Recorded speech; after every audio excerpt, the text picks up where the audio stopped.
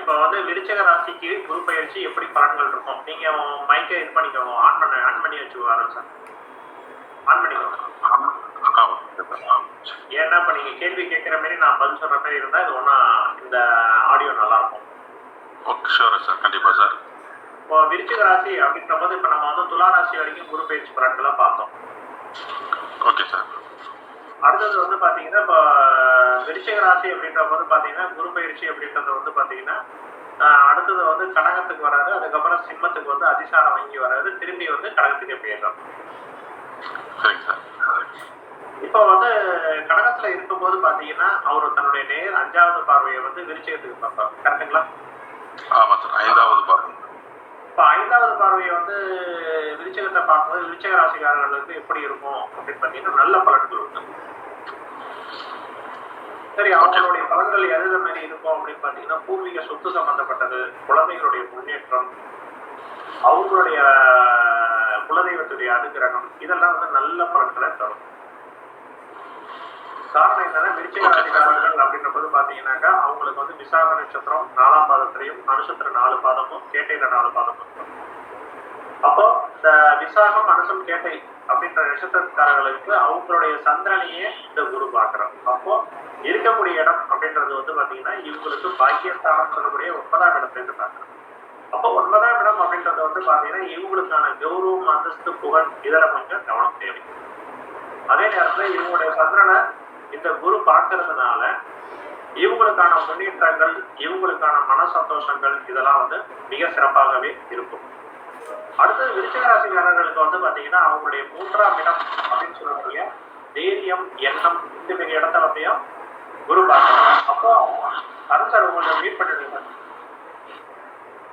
இந்த 3ஆம் இடம் அப்படின்னு சொல்லக்கூடிய இடத்தையும் வந்து குரு பார்க்கறதுனால என்ன பலன்கள் அப்படின்னு பாத்தீங்கன்னா இவங்க ஏதாவது புது முயற்சிகள் அல்லது தொழில் சம்பந்தப்பட்ட விஷயங்கள், இளைய சகோதரர்கள், அடுத்தது இவங்களுக்கான ஏதாவது ஒரு புதிய விஷயங்கள் இதெல்லாம் தொடங்குறதுன்றது மிக சிறந்த பலன்களை தரும்.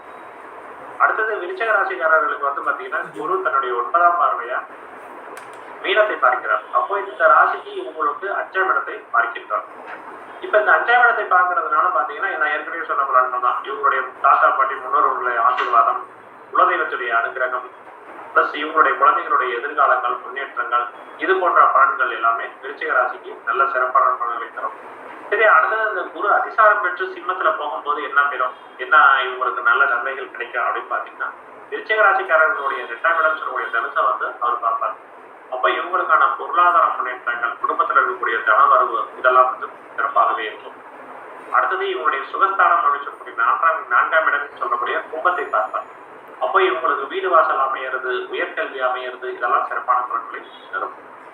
அடுத்தது இவங்களுடைய 9ஆவது அதிசாரம் பார்க்கும்போது 9ஆம் பார்வையா பார்த்தீங்கன்னா மேஷத்தை பார்ப்பார். அப்போ இவங்களுடைய ஆரோக்கியம், ஏதாவது ஒரு கொடுக்கல் வாங்கல், கடன் இதெல்லாம் வந்துமே ஒரு கம்ப்ளீட்டா அதாவது நிறைவு பெறும். இது போன்ற ஒரு சிறப்பான பலன்கள் வந்து விருச்சிக ராசிக்கு நல்ல பலன்களை இந்த குரு பயிற்சி வழங்கக்கூடியது. இது நல்லாவே இருக்கும். மகேஸ்வரன் இதை கொஞ்சம் அப்படியே ட்ரை பண்ணிக்கோங்க. சொல்லுங்க சார். இது விருச்சிக ராசிக்கு இப்ப சொல்லிட்டேன். நான் அடுத்தது ஸ்டார்ட் பண்ணும்போது நான் சொல்றேன். அதை நம்ம அடுத்தது ஓகே. இப்போ வந்து உங்களுக்கு ஏதாவது புரிஞ்சுதா இல்ல ஏதாவது ஒரு சந்தேகங்கள் இருக்கா? மற்றவங்களை அதை கேட்டு போங்க.